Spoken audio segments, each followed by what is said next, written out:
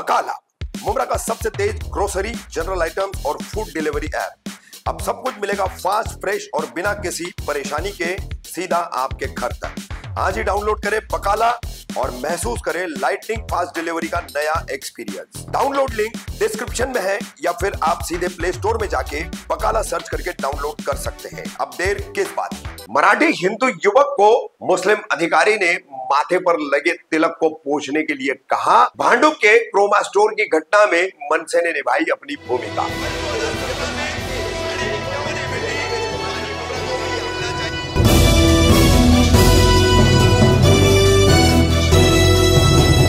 रफीक कामदार Hindustani reporter में आपका स्वागत है। 2 से 3 दिन पहले मुंबई में मराठी बनाम अन्य भाषा का जो विवाद चल रहा है, उसमें एक थोड़ा सा हल्का सा अलग मामला जुड़ते हुए एक और मामला घटा है भांडुप में। भांडुप में टाटा कंपनी का जो क्रोमा मॉल है, तो क्रोमा में यहाँ पर एक हिंदू मराठी युवक काम करता है और वो माथे पर तिलक लगा करके आया था।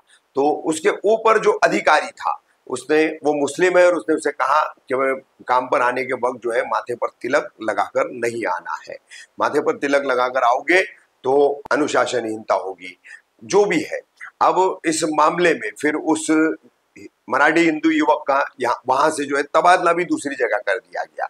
अब इस मामले को लेकर ये मराठी युवक जो है ये मनसे के स्थानीय पदाधिकारियों के पास पहुंचा, फिर मनसे के तमाम पदाधिकारी यहाँ पहुंचे।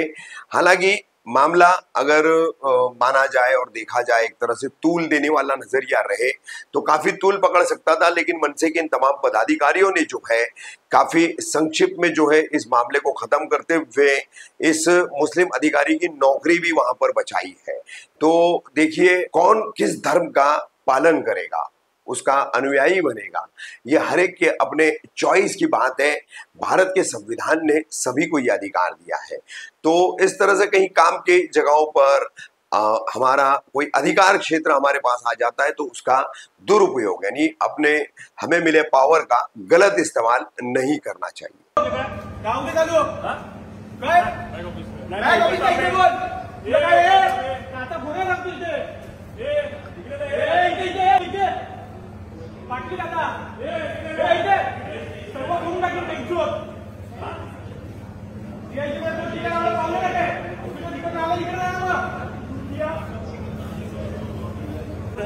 कोण आहे तो?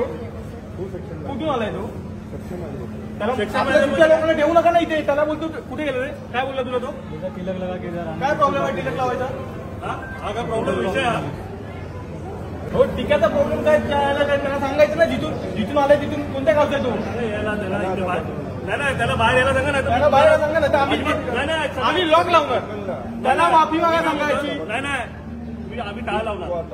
मी काय होतं आता त्याला इथे बोलवा. त्याला सांगा गव्हर्नमेंट इकडे दाखवायचं नाही. सर्व खाता फुटणार. आमच्या बापाचं काय जात नाही. केस पडली तर क्रोमाचं नुकसान होणार आमचं. त्याला बोलवा. तुम्ही त्याला बोलवा. आम्हाला नाहीतर इथे एकाला पण येऊन देणार ना. टाळा लावून टाकणार. बघायचं तुम्हाला तर बघा. हिंदू मुस्लिम दंगल करायची तुम्हाला. त्याला करायची हिंदू मुस्लिम दंगल. तो हिंदू मुस्लिम म्हणून त्याला बोललाय. हिंदू मुस्लिम म्हणून त्याला बोललाय. तो हिंदू मुस्लिम म्हणून त्याला बोललाय. तो हो मग त्याला समजलं पाहिजे ना. बकरी ईदच्या दिवशी याला बोलतो टीका लगा की नाही आले का? त्याच्या वापस आहे काय? आम्ही इथे बोलवा. इथे सगळ्यांसमोर त्याला माफी मागायचं. त्याला इथून माफी मागा. सगळं कन्सेप्ट संपलं आणि त्याला इथून मोठी त्याला ट्रान्सफर द्यायची. आणून बॅनर लावणार. तुला ट्रान्सफर कुठे दिली? ट्रान्सफर काय करायचं नाही. त्याला यायला सांगा. सॉरी बोलत नाही. आम्ही टीका लावला म्हणून मला पाहू नाही. माणूस माझा नंबर होता ना. बोल नव्हता. टीका लावून ट्रान्सफर येणार. त्याला बोलवा इकडे. त्याला बोला. त्याला इथे बोलून माफी मागा सांगा. विषय काय मुलाला इथेच घ्या. या स्टोरला होता त्या स्टोरला घ्या. उद्या याच्यासोबत झालंय. परवा दुसऱ्या याच्या स्टोरमध्ये कोणासोबत पण होऊ शकतं. आम्हाला इथे वाद करायचा नाही. No other justice. Why was I not today? But this was the case. I would have solved this earlier. So all this drama for what? Because of your attitude, you will take the decision for this store. I will take the decision for this store. Don't say sorry to me. I don't care. First of all, you are out of my store.